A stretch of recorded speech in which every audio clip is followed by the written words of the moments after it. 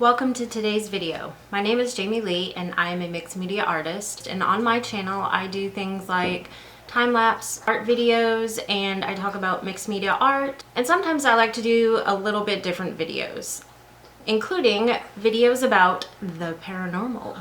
And since this week is Halloween, I thought it would be the perfect time to do a video on the world's most haunted painting. Let's go back in time to February of the year 2000.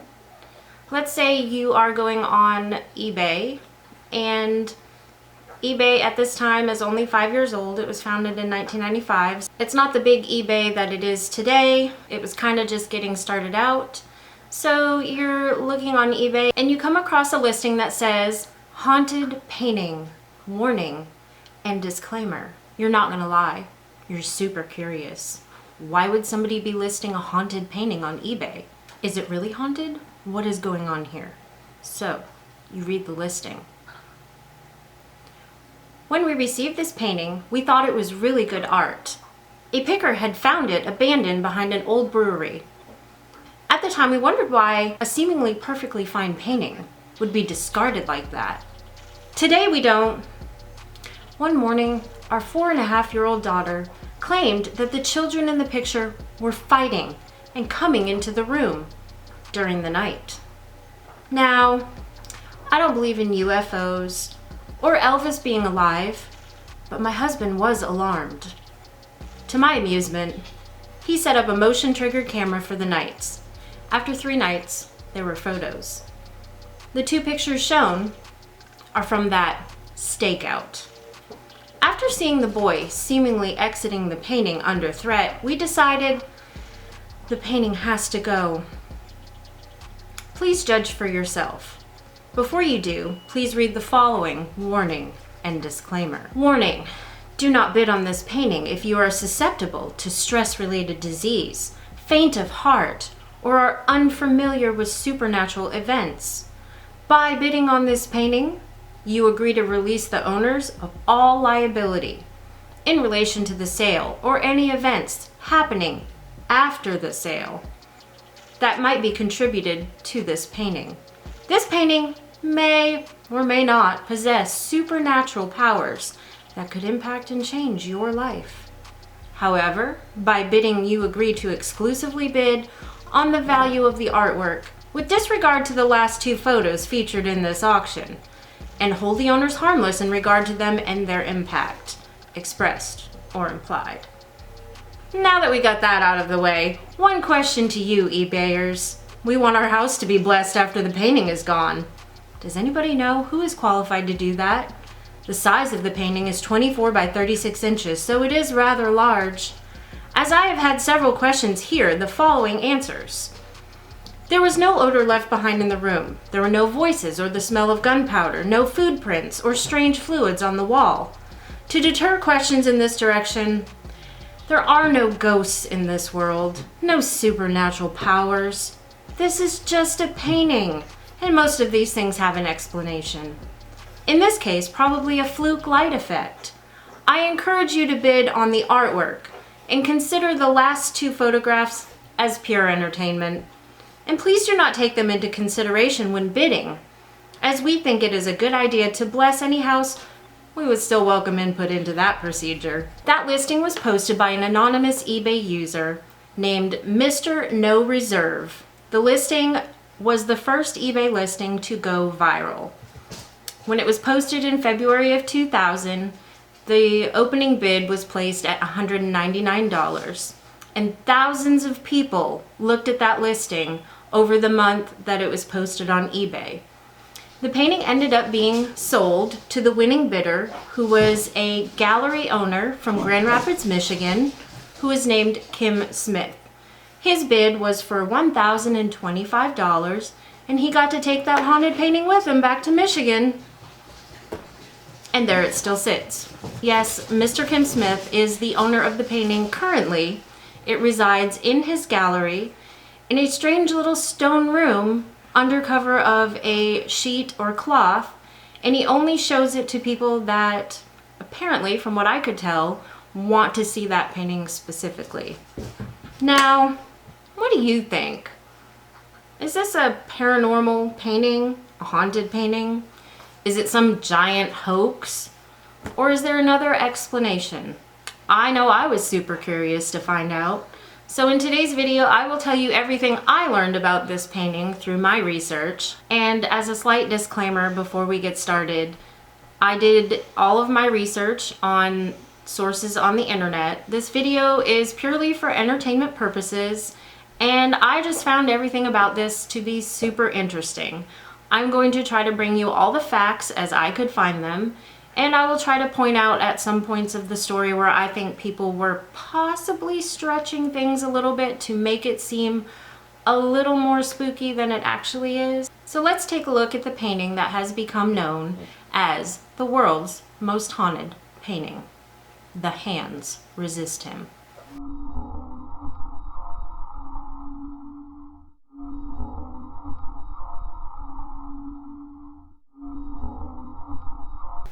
Chances are, if you type "the hands resist him" or "the world's most haunted painting" into Google, some form of the word hoax will show up in the autofill box because many people believe that this whole thing is just a hoax.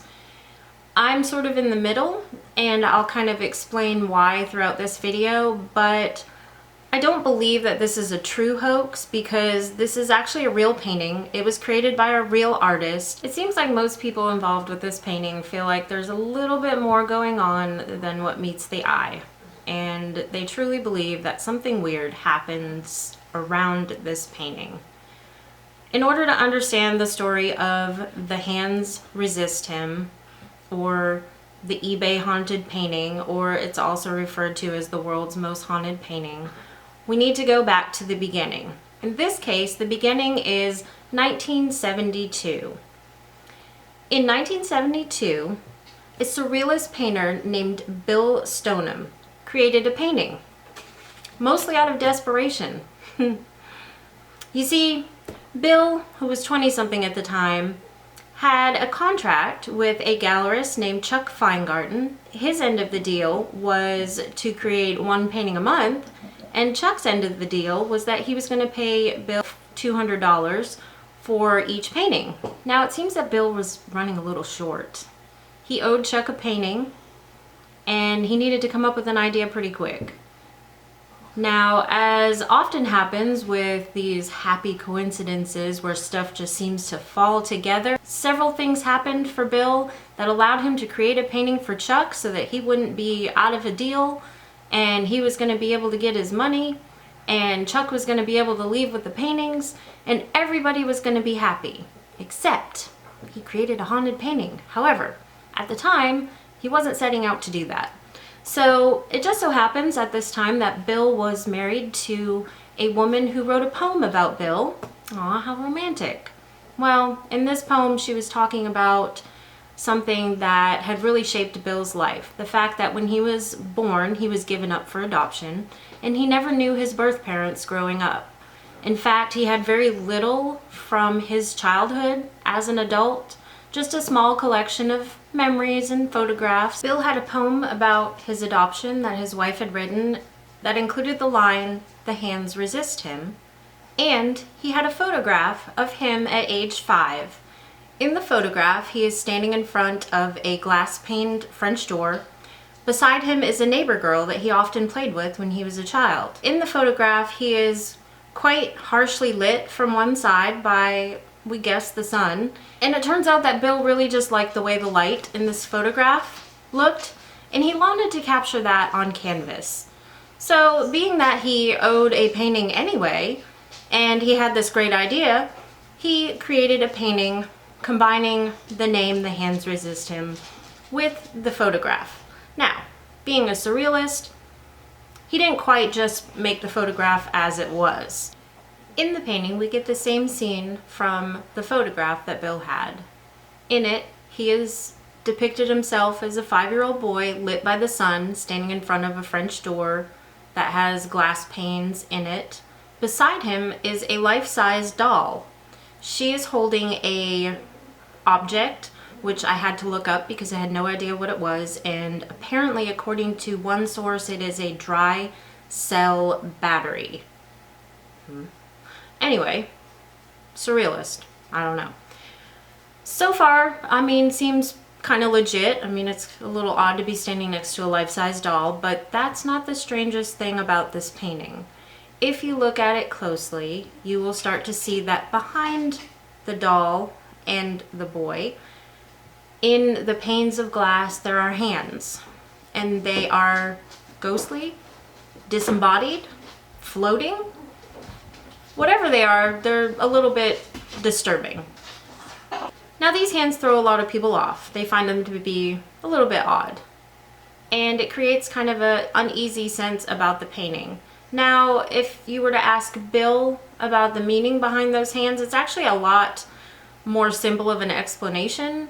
He just said that he painted the hands there to represent all the possibilities in life and kind of tie into the fact that he was adopted, he was given up at birth. There are many possibilities and paths that were available to him. Pretty simple, right? A few creepy hands, however, does not explain the fact that after this painting appeared on eBay in the year 2000 and the listing went viral, people who simply viewed the photograph had such extreme reactions to it that they vomited, felt nauseous, fainted. A lot of people who saw the painting or a photograph of the painting or even just had a print of it said that not only did it make them feel uneasy having it around, people who came to the space where their print or photo of the painting was also felt uncomfortable, to the point where a lot of people said that they just put it away because they didn't want to deal with how bad it made them feel. Poor Bill. Back in 1972 when he first started this painting, he wasn't intending to do this to any people. He just wanted to put his ideas about adoption and his view on life onto the canvas, get that painting to Chuck, and get his $200. So back in about 1974 is when he completed The Hands Resist Him, along with a whole collection of a bunch of other paintings. You see, Chuck was on his way to Bill's studio. Bill had completed all his paintings. He was feeling pretty good. Chuck showed up at his studio, checkbook in hand, and he said, "Yes, I will take them. Except, I don't want that one. That painting is creepy." The funny thing is, he wasn't talking about The Hands Resist Him. Chuck had actually seen another painting that Bill had painted, and it was a dark painting that included a skeleton horse and a horde of people and some winged creature in the sky. And he said, no, not that one. I don't want that. And so he did buy all the other paintings together. He handed Bill his check. The paintings all left, including The Hands Resist Him, to go to Chuck's gallery where he was going to have an art show featuring Bill's work. All was well. However, Bill has said that that one painting that Chuck did not want to buy actually was purchased by another gentleman. And what happened to him, you ask? Well, it was not good. He actually set a warehouse that belonged to him on fire after buying the painting and was put in prison.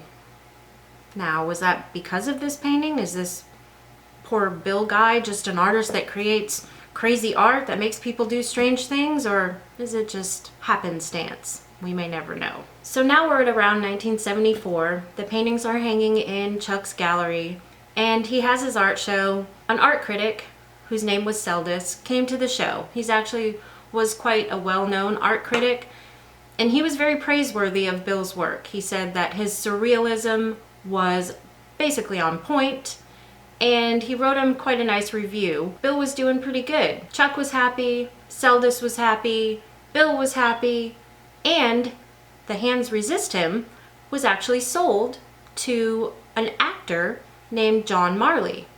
Now, John Marley, you might not know that name off the top of your head. It seems to me like he was maybe sort of a character actor. However, you probably do know him for one of his more well-known roles. He played a character in The Godfather, a specific character, in fact, one who, I don't know, wakes up in bed next to the severed head of his prize horse. Yeah, that's him.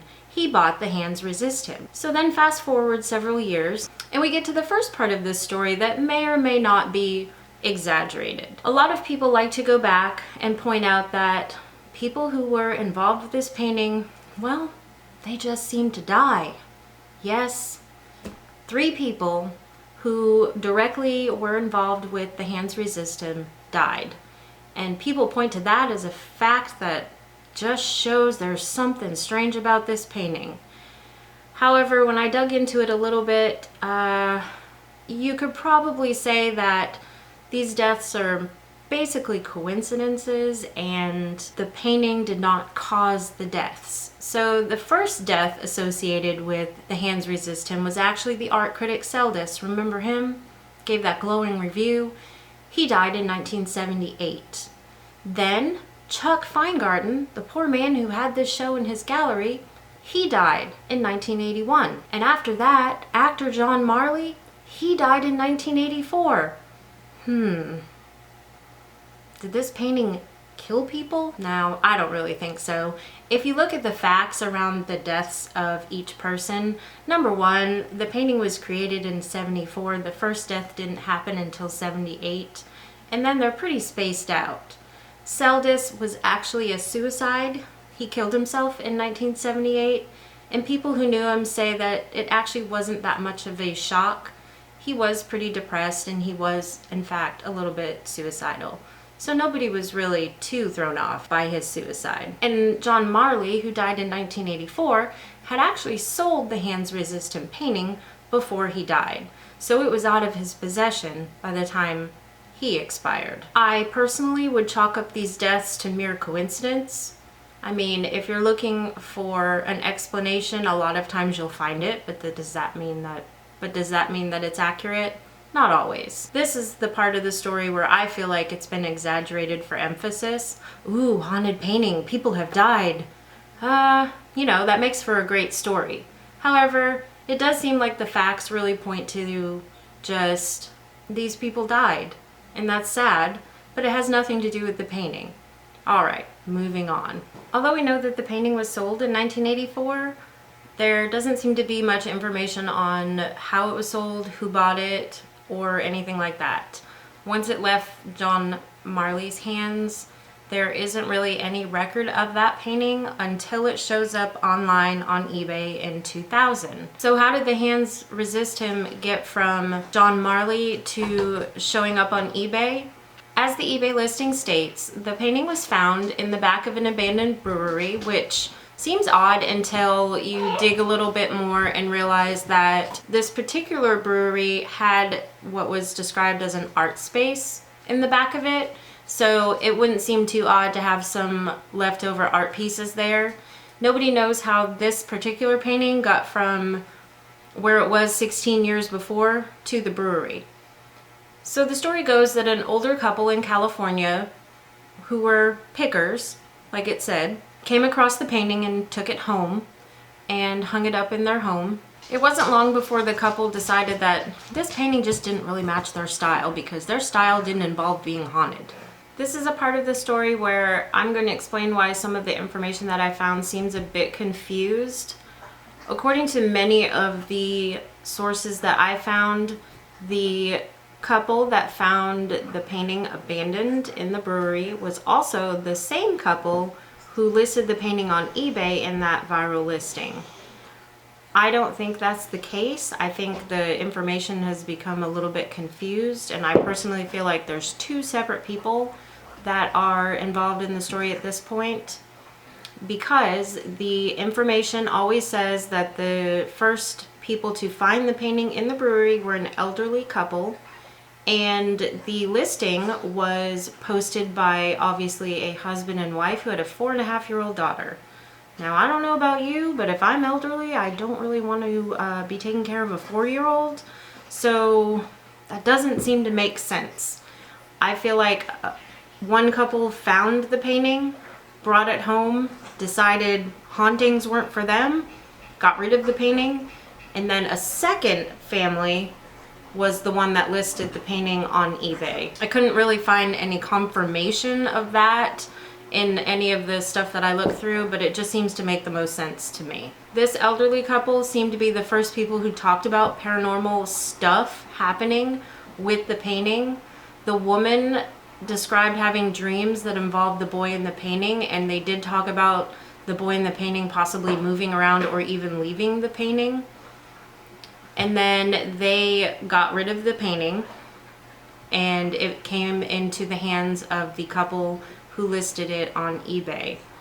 The couple put the painting in their daughter's room, their 4.5-year-old daughter's room. A creepy painting of disembodied hands.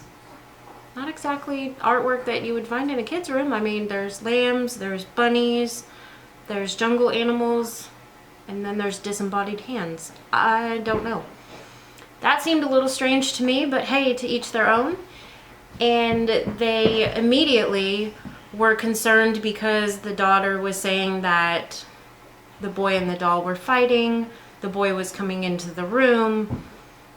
Basically, the painting was annoying her, and they decided to do the motion capture camera and caught some still photos of what appears to be the boy possibly leaving the painting and the doll possibly holding a gun on the boy. Now, as you recall from when I was describing what the painting looked like and seeing the photo at the beginning, in the original painting, the doll is holding a dry cell battery, and together with the parts of the background that are near her hands holding this item, it does form the shape that could be reminiscent of a gun, but I think that's all it is. Nevertheless, it spooked the family enough that they listed the painting on eBay, and it made its way off to Michigan. And that brings us to obviously the year 2000. With all the hype surrounding the painting, after that eBay auction, the artist Bill Stoneham did get a lot of inquiries because the gallery owner was able to see the name of the painting, I believe, on the back of it somewhere, and track down the artist, and then other people got wind of it. And so people have constantly asked him questions about the painting, emailed him, called him up, wanted to know more. If you're an artist and your painting is known as the most haunted painting in the world, what do you do? In the case of Bill Stoneham, well, he's a pretty smart guy. He has continued to be an artist. He does have a website with a section about the painting on it, where he directs the reader to links to articles and information about the story of the painting. Obviously, he knows that his painting has some level of fame in the world. It may seem at this point like there's not much more story to tell. However, there is a lot more story to tell. Well, if you're Bill Stoneham, you decide to create more paintings. Now, there is not just one painting, there are 4 paintings in the series at this point. He created 3 more paintings between 2004 and 2017. The first painting he created in 2004 was The Resistance at the Threshold. This is basically a continuation of the story created in the first painting. In fact, all 3 new paintings are some variation on the story of the boy and the doll. In this particular painting, we see Bill as an older man now, and the doll is actually hanging next to him, and her face is partially pulled off. Another painting was added to the series in 2012 called The Threshold of Revelation. In this painting, Bill is older still. He's now a very old man, and he seems to be in some sort of pool of water, maybe like a viaduct, and he's kind of bent over there in the water, and beside him is a girl who is holding a doll face. And this painting has been described as the doll transforming from a doll into a real girl.